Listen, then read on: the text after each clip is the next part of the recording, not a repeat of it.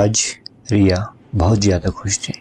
हर साल की तरह इस साल भी कॉलेज में सिंगिंग कंपटीशन था। बस फ़र्क इतना सा था, इस बार ट्रॉफ़ी अजय को नहीं मिल पाई थी। सभी ने रिया को बधाई दी। वहीं दूसरी तरफ अजय बहुत गुस्से में था। एक लड़की से हार जाना उसे बुरा फील हो रहा था। वो किसी से भी ठीक से बात भी नहीं कर रहा था। रात बहुत हो चुकी थी, फिर भी अजय को नींद नहीं आ रही थी। जानबूझकर प्रिंसिपल ने रिया को विनर किया है यार। अजय अपने किसी दोस्त से फ़ोन पर बातें कर रहा था, साथ ही शराब पीने बैठ गया। जो भी हो यार, सच यही है कि रिया ही जीती है। एक बार रिया को कॉल तो कर ले। वो तेरी दुश्मन तो नहीं है यार, वो इस जीत का हकदार है। अजय का दोस्त उसे समझा रहा था। रिया भी अपने दोस्तों के साथ फ़ोन पर बिजी थी।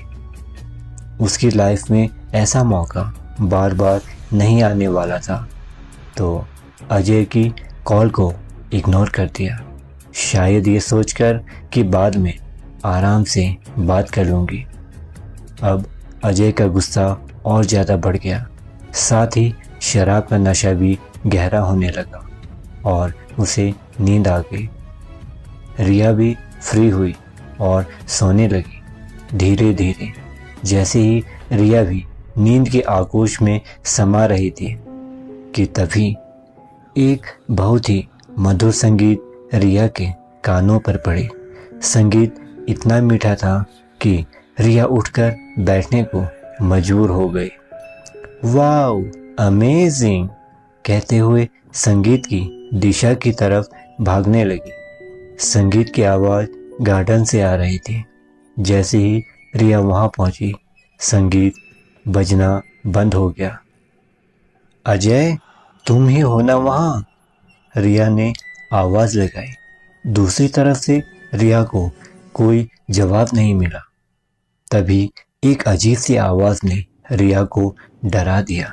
रिया डरते हुए बोली, देखो अजय, नाटक मत करो।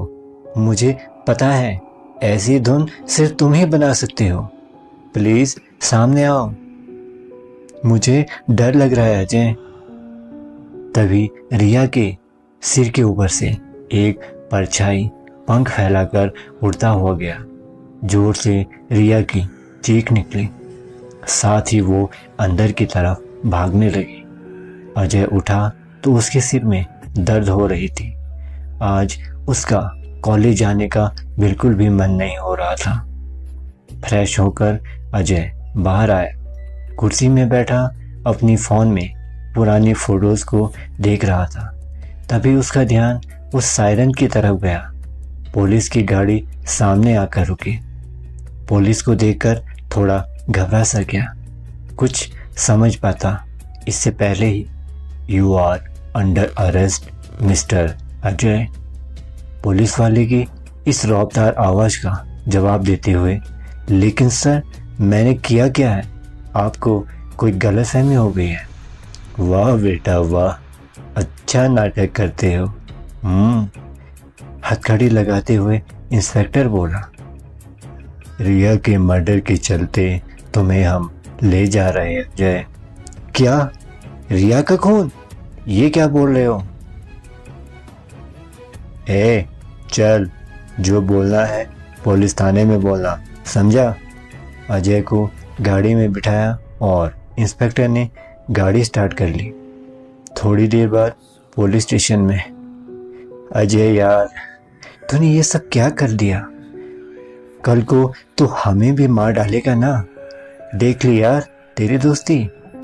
रिया भी तो तेरी दोस्त ही थी। अजय के सभी दोस्त नाराज थे। बस करो यार, मुझे खुद नहीं पता ये सब कैसे हुआ। मेरा यकीन मानो यार, मैंने रिया को नहीं मारा, कोई मुझे फंसा रहा है। अजय हाथ जोड़कर रिक्वेस्ट कर रहा था। अजय ने बयान में बीते रात की सारी घटना बता दी। फ़ोन में रिया का नंबर डायल देखकर इंस्पेक्टर बोला, रिया ने फोन नहीं उठाया तो नशे में उसके घर जाकर उसका खून कर दिया। मेरा यकीन करो इंस्पेक्टर, मैंने कोई खून नहीं किया। अजय की बात का कोई फर्क नहीं पड़ा। जेल के अंदर जो भी आता है वो ऐसे ही झूठ बोलता है। बच्चों, तुम सब बताओगे। अजय की बात कोई भी मानने वाला नहीं था। उसी रात अजय के कुछ दोस्त रिया के घर आए, ये सोचकर कि कुछ क्लू मिल जाए। तभी उनकी नज़र दूर से आते हुए साये पर पड़ी जो उनकी तरफ ही आ रही थी। कौन हो सकता है? एक दूसरे से सवाल किया। भूत या इंसान? जवाब जल्दी मिलने वाला था। वह साया सीधे घर में घुसा। काले लिबास में था वो। उसका चेहरा ढका हुआ था। जैसे ही अंदर आया उस पर दोनों ने हमला कर दिया। आखिर वो जो भी था, जान तो बचानी थी। हमला जोरदार था। सिर पर अचानक से हुए वार से वह जमीन पर आ गिरा। बिल्कुल भी देरी नहीं की उस साये को संभलने की और साये को अपनी पकड़ में लिया।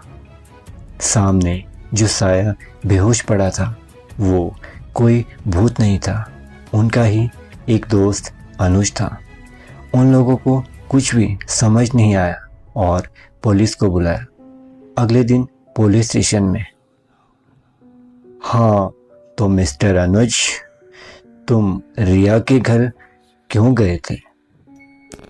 रिया से मिलने गया था सर, अनुज ने जवाब दिया। अच्छा, ये जानते हुए भी कि रिया का खून हो चुका है? इंस्पेक्टर चिल्लाया। नहीं सर, मुझे पता नहीं था। अनुज अब अनजान बनने लगा। वाह, इतनी देर रात को नकाब लगाकर जाने का मतलब तो कुछ और ही हो सकता है। एक जोर का थप्पड़ अनुज को सच बोलने पर मजबूर कर दिया। हाँ, रिया का खून मैंने ही किया था। मुझे बदला लेना था उससे। उसने मेरे प्यार को ठुकराया था। नफरत भरी आवाज के साथ अनुज ने आगे बताया। मेरे लिए इससे अच्छा मौका नहीं था। इल्जाम भी अजय पर ही आना था। मैं कल रात उसके घर गया। उसको संगीत से बहुत प्यार था ना, और मैंने उसी संगीत को उसकी मौत का कारण बनाया। मैंने अजय की धुन चुराई थी।